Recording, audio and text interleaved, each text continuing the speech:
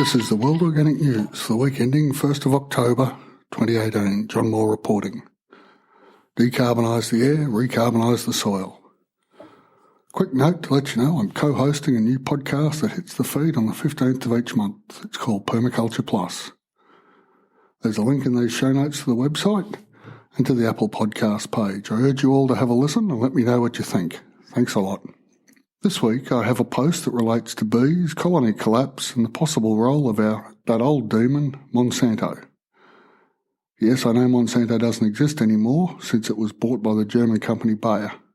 Yet we all think Monsanto when we hear the word glyphosate.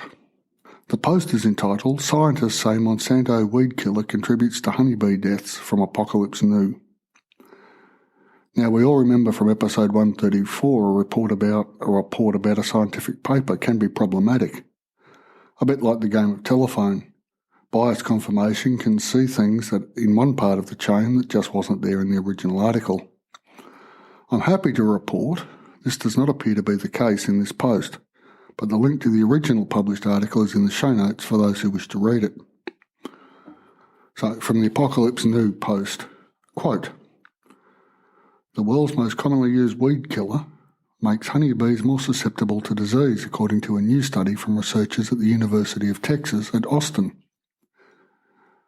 Glyphosate, the active ingredient in Monsanto's Roundup herbicide, weakens bees' guts bacteria, making them more likely to contract deadly infections. It's not the only thing causing all these bee deaths, but it's definitely something people should worry about because glyphosate is used everywhere, said Eric Motter, a graduate student and a leader in the study, which was published in the Proceedings of the National Academy of Sciences, end quote. This is instructive. Glyphosate works on a particular part of plant biology, a thing called the shikimate pathway, which animals do not have as part of our physiology. So animals are not affected by glyphosate, right? Well, yes and no. I understand this may seem like heresy to the organic community, but bear with me. I'm most certainly not advocating for the use of glyphosate. Indeed, I have and will continue to suggest its banning and legal action being taken against all those manufacturing the poison. So let's dig in. Glyphosate cannot directly affect animals. We don't have the shikimate pathway. What we do have, as does it seems the entire biosphere, is a microbiome living on us and in us. This is something that has exploded into the scientific literature in the last 10 years or so, and it has led to the wonders of fecal transplants between healthy individuals and those with some ailment. This shows just how far humans will go in the search for immortality, but really does not concern us other than we need to understand humans and the enterprises they populate will try anything for both money and immortality. So the point here is that the microbiome is made up of both plants and animals. You can see the issue here. Plants, the type of life with the shikimate pathway, are included. This would suggest health implications. From the original article, the one published in Proceedings of the National Academy of Sciences of the United States of America entitled, Glyphosate Perturbs the Gut Microbiota of Honeybees, quote, animals lack the shikimate pathway, which is why glyphosate is considered one of the least toxic pesticides used in agriculture. However, some evidence suggests that glyphosate affects non-target organisms. For example, changing the behaviour of honeybees, reducing reproduction of soil-dwelling earthworms, and affecting the growth of microalgae and aquatic bacteria. Glyphosate is also associated with changes in plant endophilic and rhizome sphere microbiomes and with disturbances to gut microbiota of animals living near agricultural sites, end quote. I've left all the original author's footnotes and links in this passage, which you can find over at World Organic News if you'd like to follow those lines of inquiry.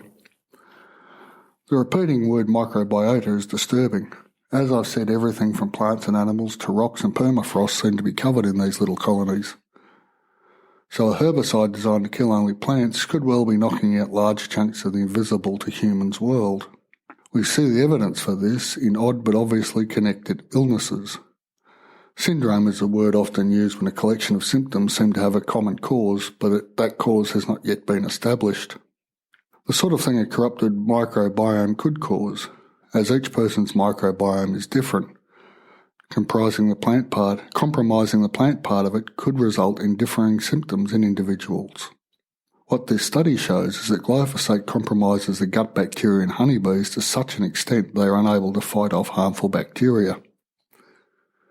It may be the bacteria that kills them, but it is the glyphosate that prepares the way. From the Apokalyps News post, quote, claims that glyphosate has a negative impact on honeybees are simply not true, Bayer, Monsanto's parent company, told The Guardian. More than 40 years of robust, independent scientific evidence shows that it poses no unreasonable risk for humans, animal, and the environment generally. End quote. But if you're not testing for effects on gut microbiota, how can these studies stand up to the new evidence? Clearly, they need to be rerun. I would also like to go back to a quote from the very first quote in this episode. It's not the only thing causing all these bee deaths, but it's definitely something people should worry about because glyphosate is used everywhere. And as I've said above, so is microbiota everywhere. What's to be done? Well, a good place to start would be to stop using glyphosate. Banning it would be another good idea. The trouble is, so many people are wedded to the spray mentality they will go to more potent, as if destroying the world's microbiota isn't potent enough, but more obviously dangerous chemicals. We still have DDT in the environment. We will be with the after effects of organophosphates for some time, so who knows how long it will take for glyphosate to be broken down in the environment. We can at least do our part to stop adding more material at the start of the funnel. And on that note, I'll draw this episode to a conclusion. Remember, decarbonise the air, recarbonise the soil. As a podcast listener, you may be thinking of producing your own podcast, but you're not sure where to begin. Drop over to mrjohnmoore.com and sign up for the new Podcasting Quick Start mini course. It starts on the 15th of October, when all the material will be released. I'll be covering the minimum you need to get your voice out to the world for the least amount of cash. You can test the waters and see if podcasting is a thing you'd like to add to your life. I certainly find it fulfilling. If you sign up before the 4th of October, you can grab the early bird price of just $47. This will be going up on the 4th to the standard price of $97, so quite a savings. Details at the website mrjohnmoore.com with a link in the show notes. And a transcript of this entire episode is available at worldorganicnews.com. Thanks for listening. I'll be back next week.